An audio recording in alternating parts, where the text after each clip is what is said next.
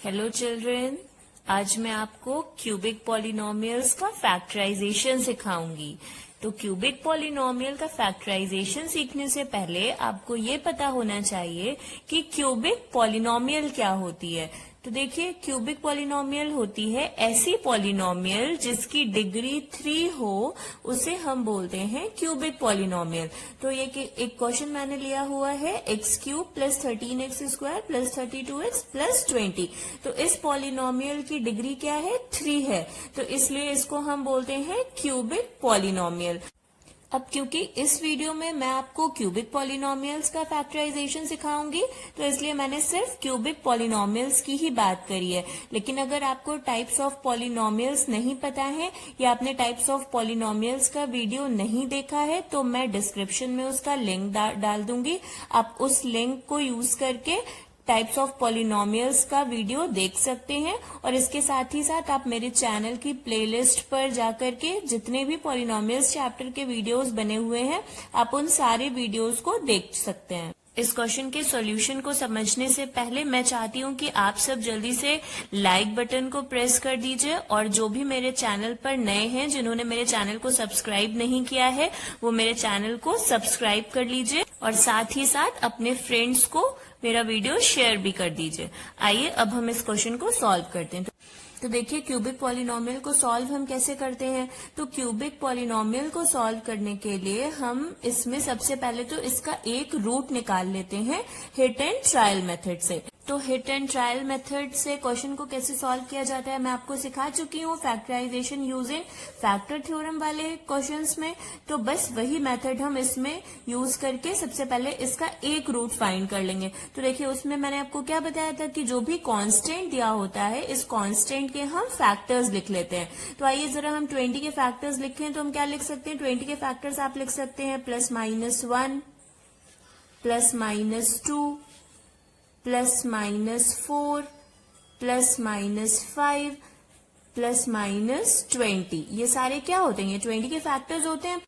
तो hit and trial method में मैंने आपको क्या बताया था कि आप जो पॉलिनोमियल दी जाती है, उस पॉलिनोमियल में ये जो 20 के कांस्टेंट के जो फैक्टर्स होते हैं, उनको 1 बाय 1 पुट करके देख लीजिए, और जिस भी x की वैल्यू पर आपको पॉलिनोमियल की वैल्यू 0 मिल जाती है, तो वो उसका एक फैक्टर बन जाता है।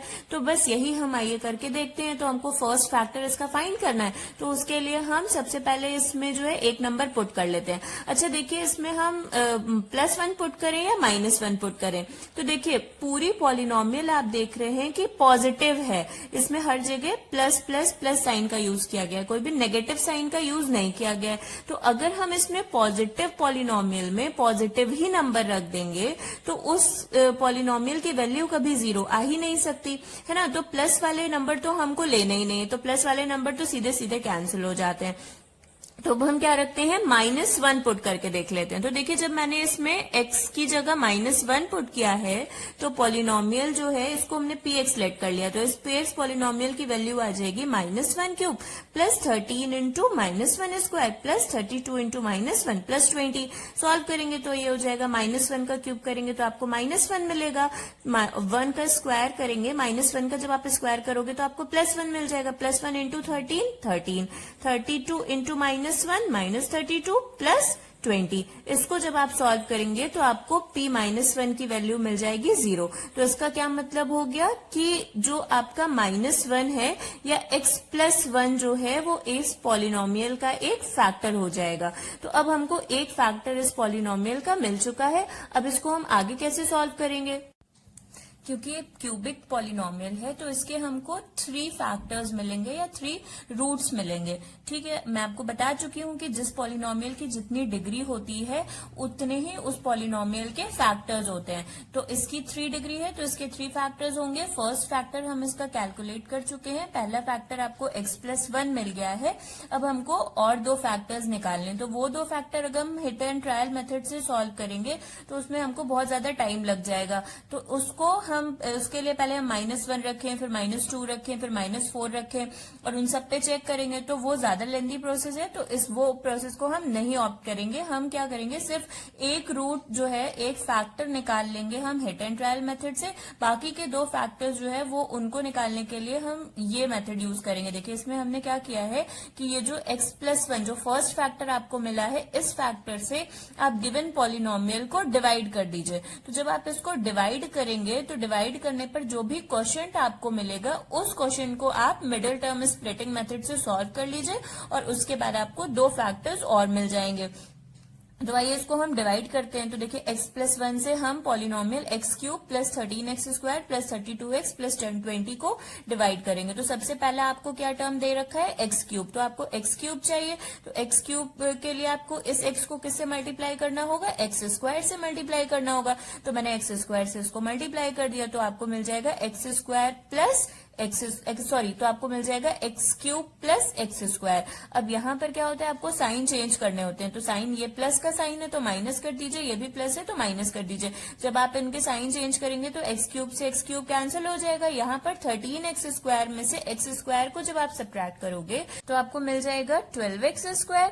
और ये बचा हुआ जो 32x है और जो 20 है, इसको हम एज इट इज कॉपी कर लेंगे। तो 12x² प्लस 32x प्लस 20। अब हमें क्या चाहिए, अब हमको चाहिए 12x²। यहाँ पर क्या दिया हुआ है, x, तो हम किसका मल्टीप्लाई कर दें, प्लस के 12x का मल्टीप्लाई कर दें। तो जब आप प्लस 12x का मल्टीप्लाई करोगे तो आपको मिल जाएगा 12x² प्लस 12x। अब इसको भी फिर से साइन चेंज कर लीजिए। जब आप साइन चेंज करोगे तो ये दोनों नेगेटिव हो जाएंगे, 12x² से 12x² कैंसिल हो जाएगा। अब यहाँ 32x में से 20x को जब आप सब्ट्रैक्ट करोगे तो आपको मिल जाएगा 20x और इस 20 को आप फिर से कॉपी कर लीजिए। तो अब हमें क्या चाहिए, 20x। x आपको डिवाइजर में ऑलरेडी दिया हुआ है, तो अब हमें एक्स्ट्रा और क्या चाहिए, 20। तो हम 20 से मल्टीप्लाई कर दें।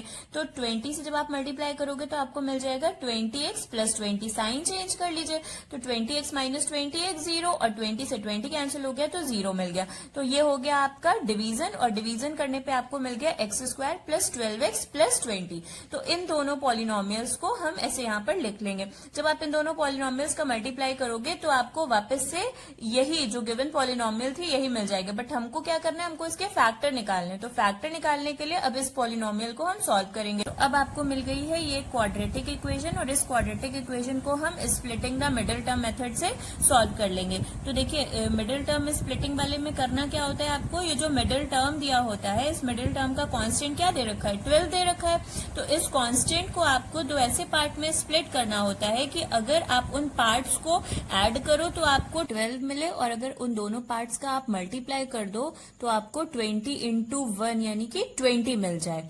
ठीक है, तो आइए अब हम इसके 12 के ऐसे 2 पार्ट्स करते हैं। तो क्या पार्ट आप लिख सकते हैं, देखिए अगर आप 12 को 10 + 2 लिख दो, तो 10 + 2 अगर आप लिखते हैं तो आपको मिल जाएगा क्या, 12। और अगर आप 10 into 2 करते हैं तो आपको 20 मिल जाएगा। तो बस यही 2 पार्ट्स हो जाएंगे इसके। तो इन्हीं 2 पार्ट्स को हम इस क्वेश्चन में यूज कर लेंगे। तो यहाँ पर मैंने 12x की प्लेस पर लिख दिया है 10x + 2x। अब करना क्या होता है, अब आपको इसको ग्रुप बना लेना है और ग्रुप बना करके कॉमन कर लेना है। तो देखिए मैंने फर्स्ट और सेकंड टर्म का ग्रुप बना लिया और थर्ड और फोर्थ टर्म का ग्रुप बना लिया है। तो जब आप फर्स्ट और सेकंड टर्म का ग्रुप बनाओगे तो आपको इन दोनों में से x कॉमन मिल जाएगा, क्योंकि कांस्टेंट तो यहाँ पर कुछ कॉमन है नहीं, तो इसलिए x कॉमन मिल जाएगा। और सेकंड वाले में जब आप ग्रुप बनाओगे तो यहाँ पर आपको कोई वेरिएबल कॉमन नहीं मिलेगा, आपको एक कांस्टेंट 2 कॉमन मिल जाएगा। क्योंकि जब आप यहाँ पर फर्स्ट वाले टर्म में देख रहे हो 2 है और सेकंड वाले टर्म में क्या है, 20 है। 20 को आप 2 into 10 लिख सकते हैं, 12 मिले। और अगर उन दोनों पार्ट्स का आप मल्टीप्लाई कर दो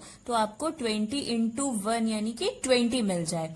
ठीक है, तो आइए अब हम इसके 12 के ऐसे 2 पार्ट्स करते हैं। तो क्या पार्ट आप लिख सकते हैं, देखिए अगर आप 12 को 10 + 2 लिख दो, तो 10 + 2 अगर आप लिखते हैं तो आपको मिल जाएगा क्या, 12। और अगर आप 10 into 2 करते हैं तो आपको 20 मिल जाएगा। तो बस यही 2 पार्ट्स हो जाएंगे इसके। तो इन्हीं 2 पार्ट्स को हम इस क्वेश्चन में यूज कर लेंगे। तो यहाँ पर मैंने 12x की प्लेस पर लिख दिया है 10x + 2x। अब करना क्या होता है, अब आपको इसको ग्रुप बना लेना है और ग्रुप बना करके कॉमन कर लेना है। तो देखिए मैंने फर्स्ट और सेकंड टर्म का ग्रुप बना लिया और थर्ड और फोर्थ टर्म का ग्रुप बना लिया है। तो जब आप फर्स्ट और सेकंड टर्म का ग्रुप बनाओगे तो आपको इन दोनों में से x कॉमन मिल जाएगा, क्योंकि कांस्टेंट तो यहाँ पर कुछ कॉमन है नहीं, तो इसलिए x कॉमन मिल जाएगा। और सेकंड वाले में जब आप ग्रुप बनाओगे तो यहाँ पर आपको कोई वेरिएबल कॉमन नहीं मिलेगा, आपको एक कांस्टेंट 2 कॉमन मिल जाएगा, क्योंकि जब आप यहाँ पर फर्स्ट वाले टर्म में देख रहे हो 2 है और सेकंड वाले टर्म में क्या है 20 है। 20 को आप 2 into 10 लिख सकते हैं, तो बस यहां से आपको 2 कॉमन मिल जाएगा आपको। तो यहाँ पर क्या बचेगा, फर्स्ट वाले में x बचेगा और सेकंड वाले में क्या बचेगा 10 बच जाएगा। तो अब देखिए अब इन दोनों में से आपको x plus 10 कॉमन मिल जाएगा, तो x plus 10 ये कॉमन निकल आया, तो बचा क्या, यहाँ पर x बचा और यहाँ पर 2 बचा, तो x plus 2 बच गया। तो इस तरह से आपकी ये जो गिवन क्यूबिक पॉलिनोमियल है उसके फैक्टर्स निकल आएंगे। क्या क्या फैक्टर हो जाएंगे, x plus 1, x plus 2 and x plus 10। तो ये हो गया आपका फाइनल सॉल्यूशन। आइए एक क्वेश्चन और हम सॉल्व करके देख लेते हैं। तो question is 2y cube plus y square minus 2y minus 1। तो इस क्यूबिक पॉलिनोमियल का आपको फैक्टराइजेशन करना है। तो क्यूबिक पॉलिनोमियल का फैक्टराइजेशन करने के लिए हम सबसे पहले उसका एक फैक्टर निकालते हैं। किस मेथड से, हिट एंड ट्रायल मेथड से। तो हिट एंड ट्रायल मेथड से फैक्टर फाइंड करने के लिए हमको सबसे पहले क्या चेक करना होता है, जो पॉलिनोमियल होती है उसका कांस्टेंट देखते हैं हम। तो कांस्टेंट क्या दिया हुआ है इसमें -1। तो अब इस कांस्टेंट के हम फैक्टर्स लिख लेते हैं। तो देखिए 1 का फैक्टर क्या होगा, +1 या -1। तो बस यही दो इसके फैक्टर होंगे 1 के। तो अब इन दो फैक्टर्स में से एक कोई फैक्टर या हो सकता है दोनों ही फैक्टर रखने पर आपको जो है वो इसकी वैल्यू जो है वो 0 मिल जाए पॉलिनोमियल की। तो पहले तो हम +1 रख करके चेक कर लेते हैं। तो देखिए मैंने y की वैल्यू +1 रखी। जब y की वैल्यू +1 रखी है तो आपको देखिए p1 की वैल्यू मिल जाएगी 2 into 1 cube plus 1 square minus 2 into 1 minus 1। इसको आप सॉल्व कर लीजिए। तो 1 क्यूब तो 1 हो जाएगा, तो 2 into 1 2 हो जाएगा, 1 स्क्वायर 1 हो जाएगा, -2 into 1 -2 एंड -1। तो ये हो जाएगा आपका 0। तो p1 की वैल्यू आपको क्या मिल गई 0। तो इसका मतलब क्या हो गया कि प्लस y की वैल्यू +1 पर आपको पॉलिनोमियल py की वैल्यू क्या मिल रही है, 0 मिल रही है। तो इसका मतलब py -1 जो है वो फैक्टर हो गया py का। ठीक है, तो एक आपको फैक्टर मिल गया। अब जब आपको एक फैक्टर मिल गया है तो उसके बाद हम क्या करते हैं, हम ये फैक्टर से गिवन पॉलिनोमियल को डिवाइड कर देते हैं और जो क्वोशिएंट मिलता है उसको हम इसमें मल्टीप्लाई करके फिर उसका फैक्टराइजेशन कर लेते हैं। तो देखिए y -1 से जब आप इसको पॉलिनोमियल को डिवाइड करेंगे तो आपको क्या डिवाइजर मिलता है। तो सबसे पहले तो हमको फर्स्ट टर्म क्या चाहिए, 2y क्यूब। ठीक है, यहाँ पर आपको क्या दे रखा है y, तो हम किससे मल्टीप्लाई करें, 2y स्क्वायर से अगर हम इस y में मल्टीप्लाई कर देंगे तो हमको 2y क्यूब मिल जाएगा। तो बस वही मैंने 2y स्क्वायर यहाँ पर लिख दिया है। तो यहाँ पर आपको मिल जाएगा 2y क्यूब और 2y स्क्वायर का जब आप -1 में मल्टीप्लाई करेंगे तो आपको मिल जाएगा -2y स्क्वायर। ठीक, तो अब आपको करना क्या होता है, अब आपको साइन चेंज करने होते हैं। ये पॉजिटिव है तो नेगेटिव हो जाएगा, ये नेगेटिव है तो पॉजिटिव हो जाएगा।